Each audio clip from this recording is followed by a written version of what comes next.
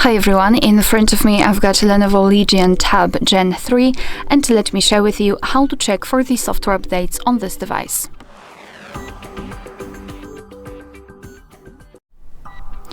So let's start with making sure that you've got the internet connection because it is required.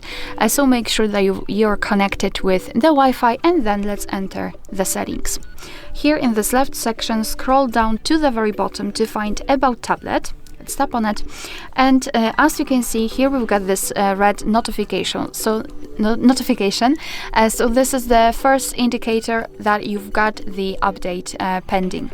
After tapping on About Tablet, we have to simply tap on System Update, and as you can see here, we've got another information that we've got new version. Basically, just tap on it, and your device will check for the updates automatically, or you can simply tap on check for updates, and basically you can meet two different scenarios.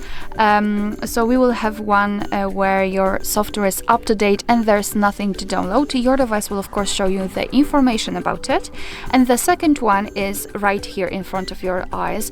So basically your device will find the update, it will show you the information about it.